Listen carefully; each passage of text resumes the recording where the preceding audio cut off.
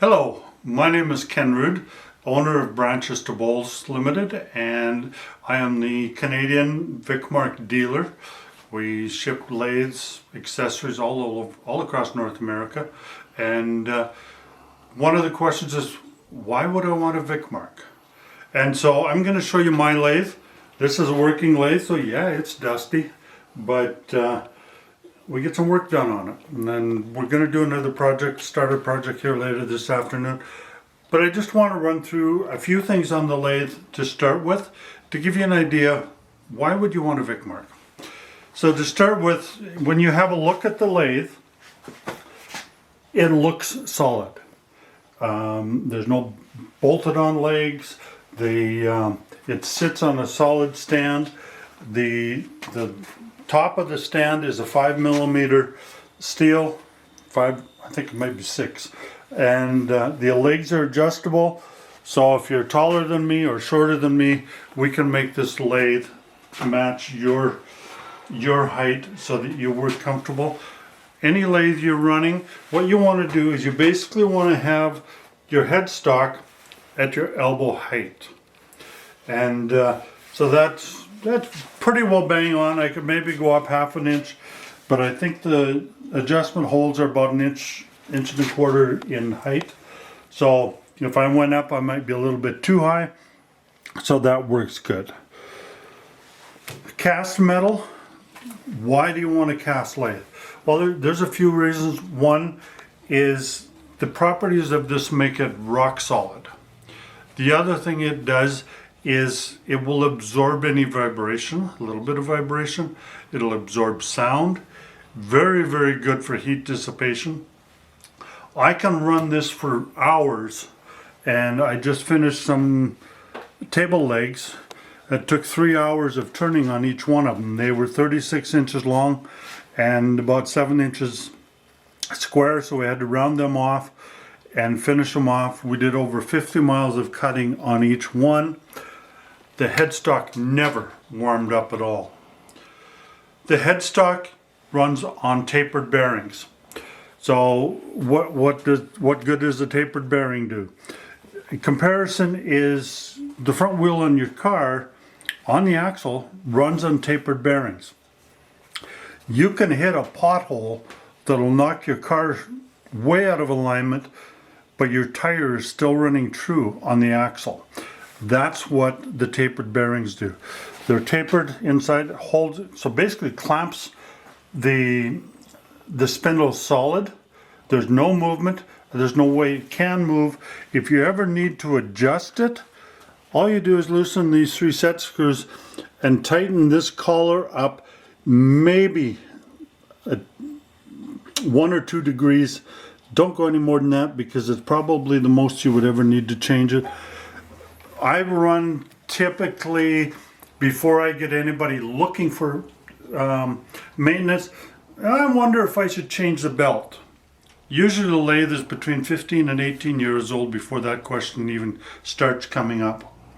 The other thing that is really nice with the lathe, which helps the running of the lathe, is the headstock and the tailstock are machined together.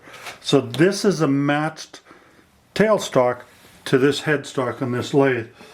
And I don't know if you can see it. Yeah. This one here, you'll see the number 11. And if we turn this headstock over, which I'm not going to do because I've got to take shelves off the wall to get it off, it also has a number 11. So this tailstock is machined with this headstock to make sure you get complete alignment that'll stay running true for years. Vicmarc also makes a number of accessories, and as I've been looking around, I think they have the widest range of accessories made by Vicmarc to work on their lathes or other lathes as well.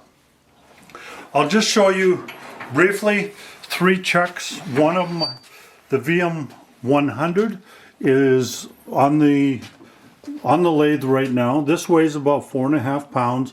These are the standard jaws that come with it. This is a direct thread chuck, so you do not need an insert.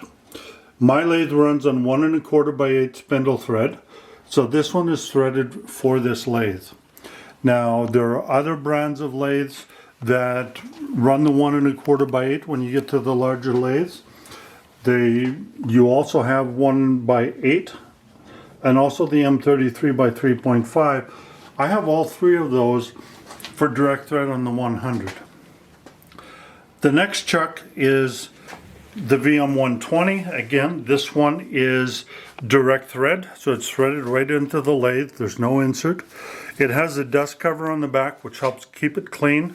It uses an Allen key to adjust it and to put it on, take it on and off. And it gives you an incredible gripping power. This is a 5-to-1 ratio for gripping. You can see the dust inside. Yeah, it's been used.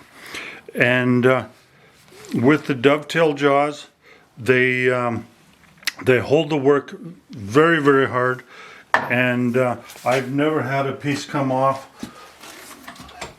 Another type of jaw, this one's on the 100, is the shark jaws.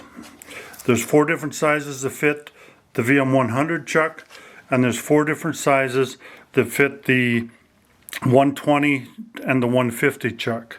So you've got a lot of options there. This one here, I've done stands for a hand-blown glass ball, and I will mount a 14-inch piece of wood, and the stands are only 1.5 inches tall.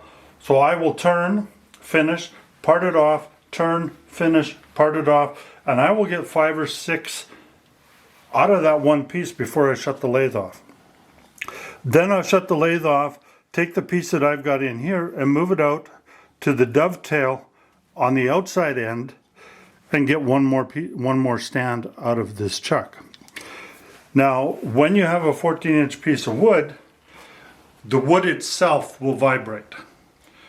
However, as you get closer and closer to the chuck, the vibration is less and less and less because the wood is shorter. So there's no vibration in the chuck itself, but wood does vibrate.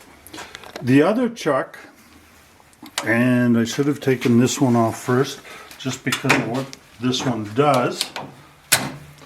And that's how I take them on and off. The VM150 is a beast of a chuck. This thing weighs about 12.5 pounds.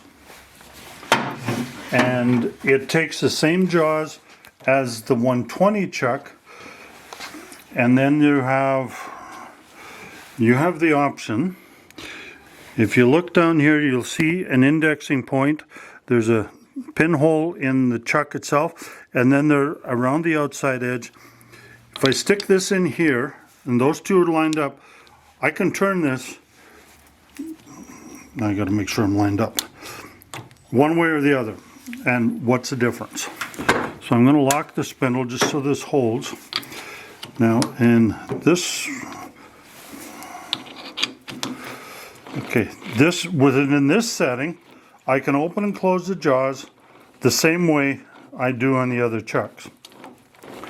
And let's just open this up first, so that gets us out to the end. So now I've got a piece of wood in this hand. I got to get it in there without losing it. Gonna make sure the pins are lined up there again.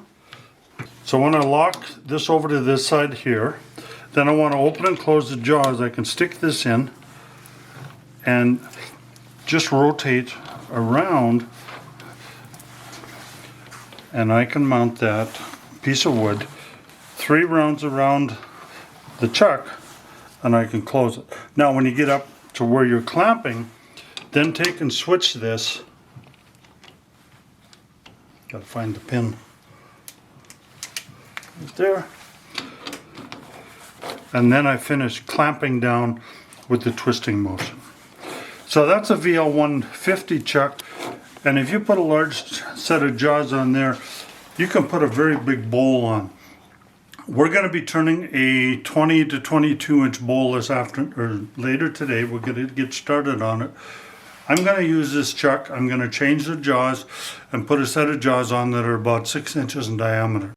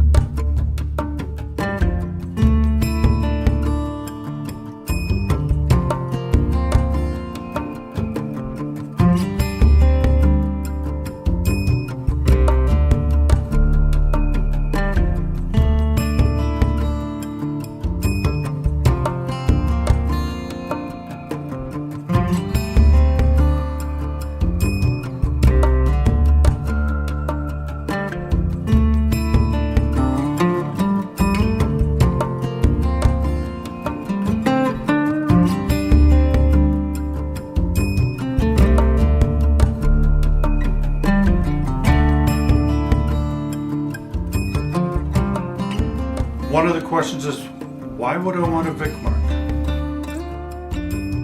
So there's a 21-inch bowl. It's about 7 inches deep. So that's some of the features on the VL300. There's a 240, which has a swivel head. There's a 150, which is a bench top size. I also have a 200, which has a 16-inch swing on a solid stand.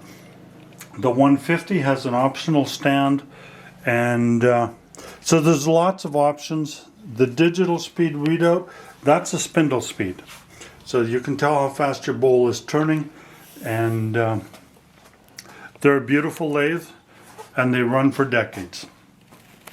Thank you, and you can give me a call, 403-830-3049, or the website is www.branches2bowls, both of them plural, .com. And my email's there. There's a contact page in there, and send me any questions you have. If you're interested in the VL300, the 240, or the 150 at this point, which is May of 2022, I do have all three of these in stock at this time. Anyway, thank you for your time, and have yourself a wonderful day.